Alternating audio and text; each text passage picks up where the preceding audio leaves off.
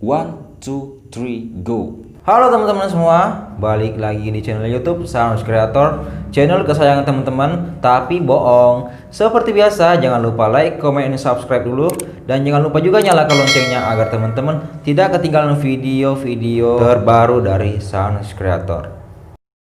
Berbicara tentang gunung teman-teman, dari Sabang sampai Merauke, Indonesia dikelilingi begitu banyak pegunungan yang lengkap dengan pemandangan alam yang indah luar biasa. Hampir di setiap provinsi di Indonesia terdapat gunung yang menjadi objek wisata bagi banyak kalangan. Nah, di balik keindahan alamnya teman-teman, tentunya tersimpan juga kisah-kisah mistis yang melegenda. Di konten kali ini, saya akan menceritakan misteri legenda hantu Noni yang ada di puncak Gunung Bawakaraeng, tepatnya di Kabupaten Goa, Sulawesi Selatan. Sebelum kita masuk ke ceritanya teman-teman, di sini juga saya ingin menceritakan sedikit latar belakang dari Gunung Bawakaraeng. Gunung Bawakaraeng yang berada di Kabupaten Goa, Sulawesi Selatan ini menjadi gunung yang sangat melegenda, sama seperti Gunung Semeru di Jawa Timur. Bagi masyarakat setempat, gunung yang memiliki puncak ketinggian 2950 meter di atas permukaan laut ini cukup disakralkan. Bahkan di puncak gunung, masyarakat setempat pun sering melakukan sejumlah ritual yang sudah dilakukan secara turun-temurun.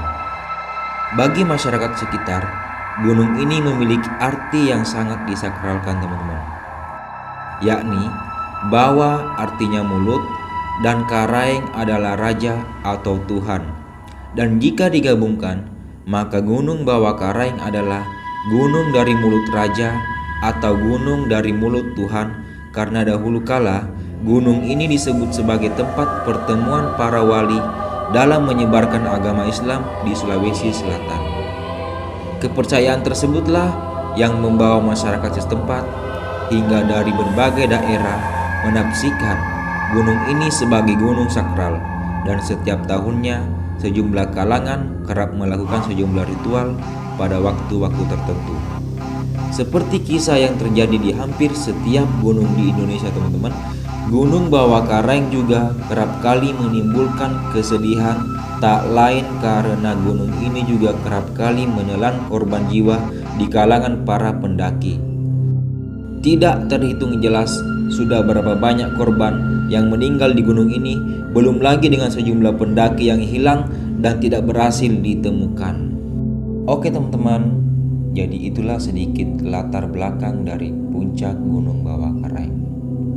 Selanjutnya, di sini saya akan menceritakan legenda hantu Noni. Gunung Bawakaraeng menyimpan sebuah legenda hantu yang dikenal dengan nama hantu Noni. Bagi masyarakat setempat, Noni adalah sebuah panggilan untuk seorang wanita berparas cantik yang wajahnya seperti bule. Menurut kisahnya, Noni adalah seorang wanita yang meninggal dengan cara gantung diri di salah satu pohon yang berada di pos 3 pendakian. Tidak jelas asal-usul si Noni, namun salah satu tokoh di lembah Lembana mengatakan jika sekitar tahun 1970 atau 1980-an dikisahkan jika wanita tersebut dulunya kala gunung ini masih sunyi dari aktivitas pendakian, sangat sering mendaki Gunung Bawakaraeng bersama kekasihnya. Karena keduanya sangat terpesona dengan pemandangan alam yang masih sangat terjaga kala itu. Hampir setiap akhir pekan, Noni dan kekasihnya mendaki Gunung Bawakaraeng hanya demi menikmati indahnya pemandangan alam. Bahkan saking seringnya, warga yang bermukim di Lembana jadi sangat akrab dengan mereka. Namun tanpa alasan yang jelas, suatu ketika Noni justru datang seorang diri. Ia terlihat tidak tampak seperti biasanya, yang setiap kali ia datang, ia selalu penuh dengan senyuman, tawa, dan antusias tinggi kala akan mendaki gunung. Bahkan kala itu, Noni hanya membawa perlengkapan seadanya. tanpa banyak bicara dan tanpa banyak senyuman, yang seolah menyimpan kesedihan begitu mendalam.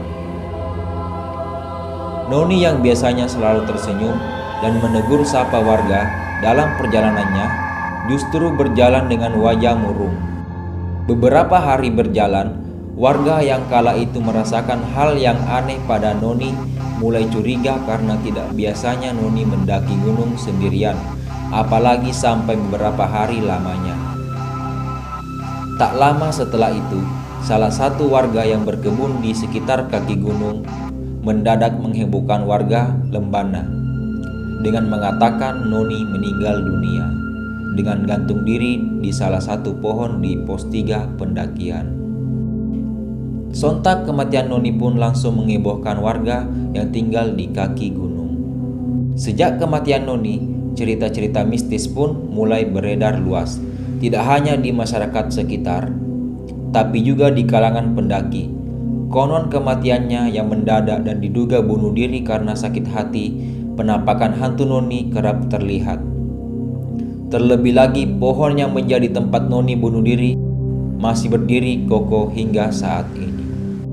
Selain dikenal ramah, Noni juga cukup sering membantu warga sekitar setiap kali ia mendaki. Namun di balik kesedihan, kematian Noni pun menyimpan kisah mistis yang cukup mengerikan.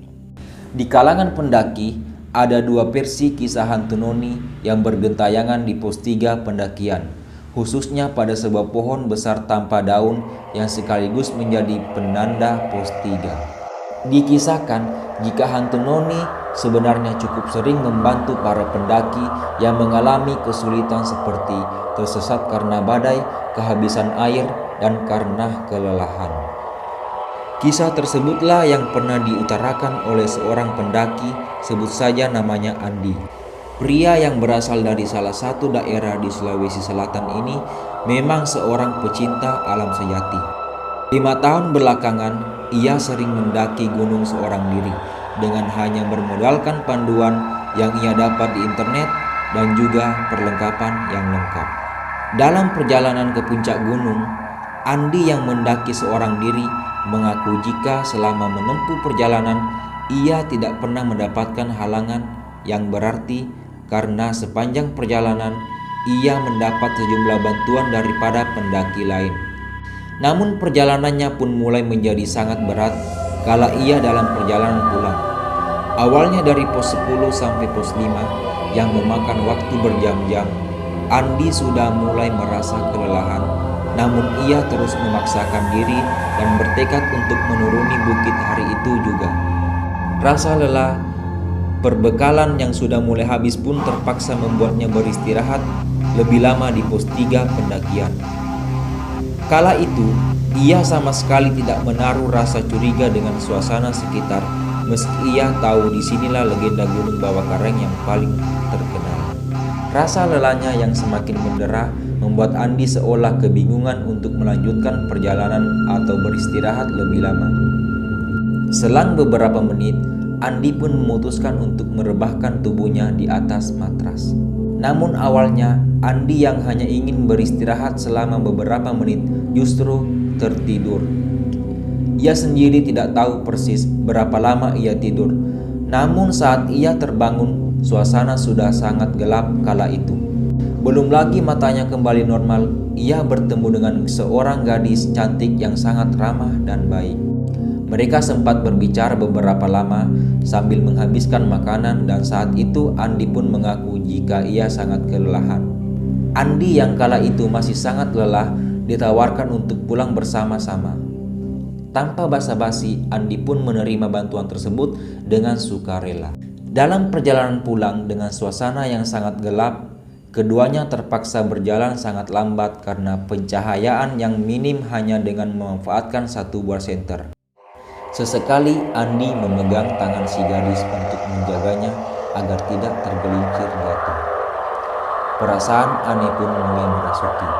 Tangan si gadis terasa sangat dingin, ditambah lagi dengan hembusan angin membuat bulu kuduk Andi merinding luar biasa. Tiba di rumah pertama, si gadis pamit untuk bermalam. Awalnya karena merasa lelah, Andi pun ingin beristirahat sejenak, namun karena tekadnya yang bulat untuk menyelesaikan petualangannya hari ini, Andi memilih untuk melanjutkan perjalanan pulang. Akhirnya keduanya pun berpisah. Namun sebelum melangkah, Andi menyempatkan diri untuk menanyakan nama si gadis. Dengan senyuman dan tatapan matanya, si gadis pun menyebut namanya dengan suara yang kecil. "Nama saya Noni." Meski terdengar akrab, kala itu Andi tidak menaruh curiga sama sekali. Ia pun mulai melangkah pergi meninggalkan Noni. Setibanya di rumah warga yang menjadi tempat pertamanya singgah, Andi pun sempat bercerita dengan pemilik rumah saat pagi hari. Ia menceritakan pengalamannya bertemu dengan si gadis cantik tersebut. Namun pemilik rumah hanya tersenyum dan berkata jika si gadis yang ia sebutkan tidak ada. Heran dengan ucapan pemilik rumah, Andi pun bertanya lebih banyak lagi, hingga akhirnya pemilik rumah mengatakan jika dulu memang pernah ada seorang wanita yang disapa Noni, namun ia sudah meninggal gantung diri di pohon yang menjadi penanda pos 3. Tapi mungkin Andi hanyalah salah seorang pendaki yang beruntung, karena beberapa legenda menyebut jika hantu Noni mencari seorang pria yang mendaki seorang diri untuk ia celakai sebagai bentuk balas dendam atas sakit hati.